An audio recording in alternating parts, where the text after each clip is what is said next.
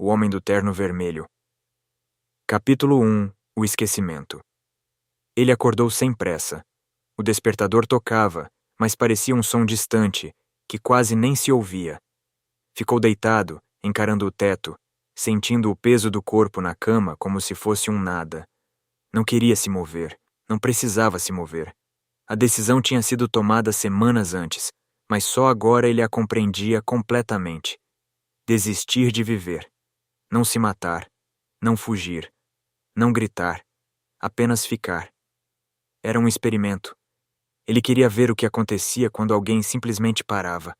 Quando a vontade, os desejos, as ambições, as responsabilidades, todas as coisas desapareciam.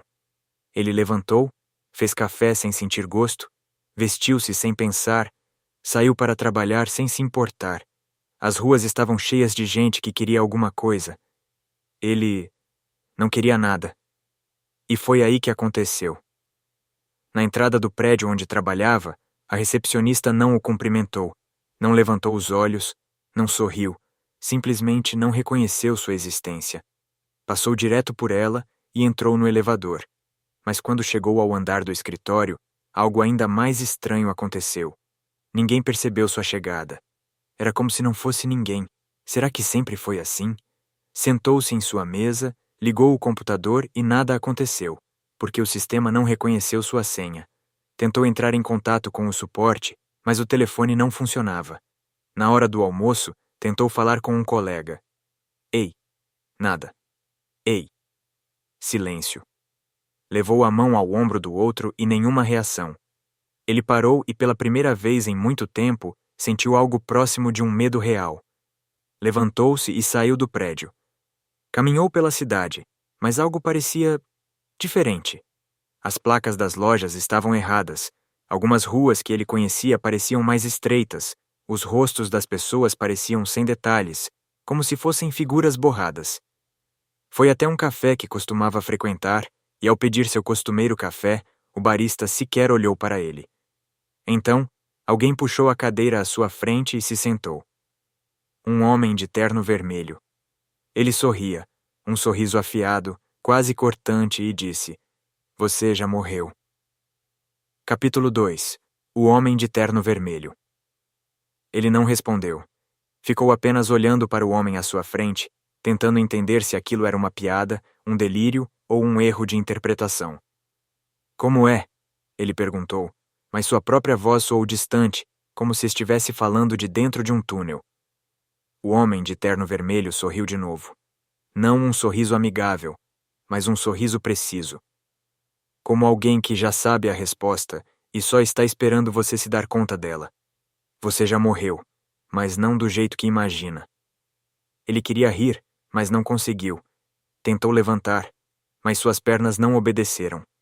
O bar ao redor parecia mais escuro do que antes, como se a luz do sol do lado de fora não conseguisse mais atravessar as janelas. O homem inclinou-se um pouco para a frente, apoiando os cotovelos na mesa. Seus olhos eram fundos.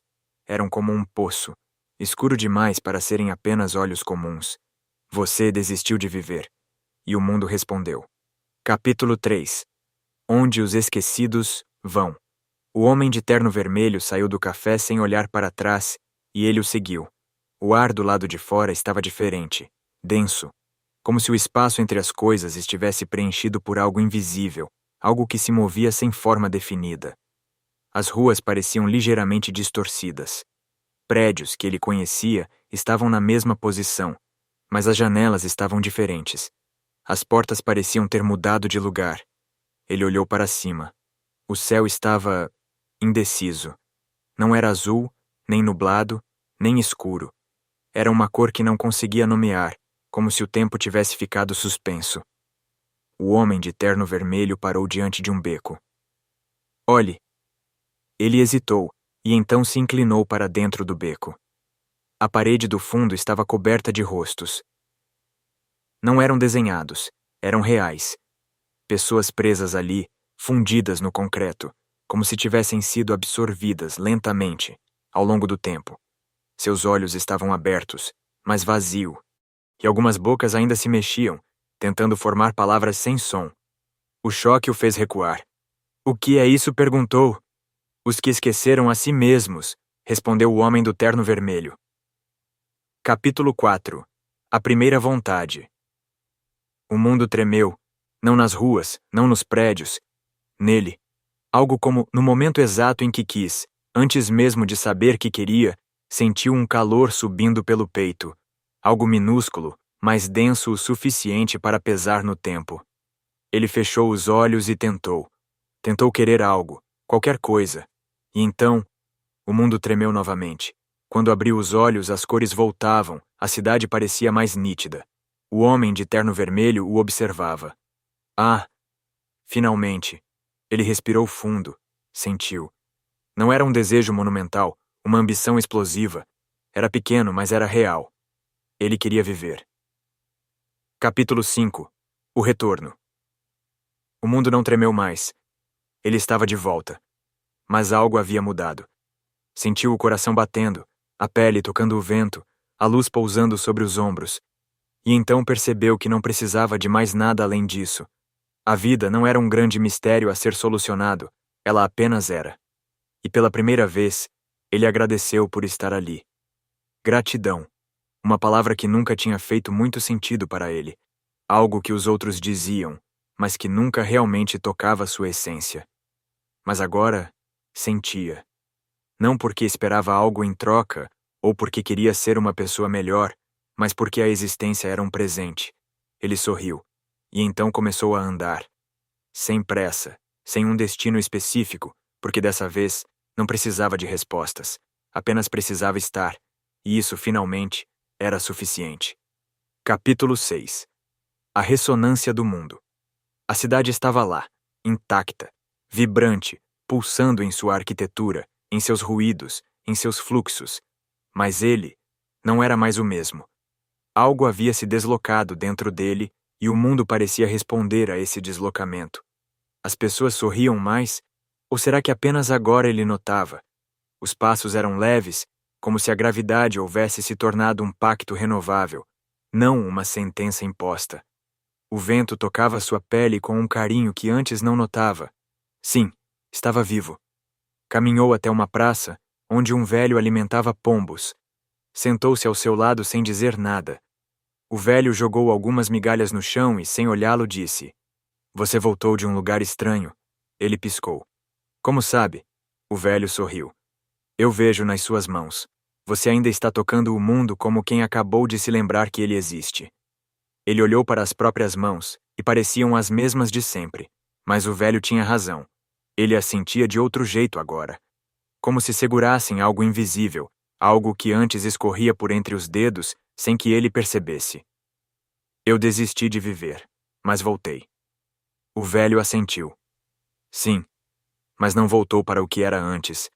Ele ficou em silêncio, porque sabia que era verdade. "Agora me diga", continuou o velho, "o que você aprendeu?"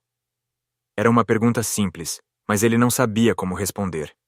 Não porque não houvesse resposta, mas porque as palavras pareciam pequenas demais para o que estava dentro dele. Respirou fundo. Olhou para os pombos bicando o chão. Olhou para o céu, que agora lhe parecia realmente azul, não apenas um conceito de azul. "Aprendi que eu existo", o velho sorriu. "E?" Ele olhou para os prédios, para as pessoas, para os sons que agora tinham textura, cor, peso. "E que existir não é um problema." O velho riu baixinho. "Isso já é muito, mas ainda não é tudo." O homem franziu a testa. "O que mais há para aprender?" O velho levantou-se devagar, espanando algumas migalhas da calça. "Agora que sabe que existe, precisa descobrir como quer existir." Ele ficou parado, observando o velho se afastar, e pela primeira vez desde que voltou, sentiu uma vontade genuína de descobrir. Capítulo 7. O espaço entre as coisas. Nos dias seguintes, algo começou a mudar. Ele percebeu que nunca tinha olhado verdadeiramente para nada. Sempre via as coisas pelo nome que lhes davam, pelo uso que tinham, pelo significado que o mundo dizia que possuíam. Mas agora havia um espaço entre as coisas, um espaço onde a vida acontecia sem palavras. O reflexo do sol nas poças depois da chuva, o silêncio de um elevador cheio, o breve toque dos dedos quando alguém passava um troco. Antes, tudo isso era ruído de fundo, mas agora era a própria música. E então, algo ainda mais estranho aconteceu. As pessoas começaram a notar sua presença de outro jeito. Uma senhora no mercado sorriu para ele sem motivo. Um motorista de ônibus esperou um segundo a mais para ele subir. Um cachorro na calçada abanou o rabo só porque ele olhou. O mundo estava respondendo. Ou talvez fosse ele que estivesse presente o suficiente para perceber. E então, ele entendeu. O homem de terno vermelho não era um fantasma, um demônio ou um mensageiro de outro mundo. Ele era apenas alguém que já tinha passado por isso. Alguém que viu o vazio, andou até o limite da dissolução, mas escolheu permanecer. Ele respirou fundo. Agora, era sua vez de escolher como viver. E isso, por si só, era um milagre. Já à venda na Amazon,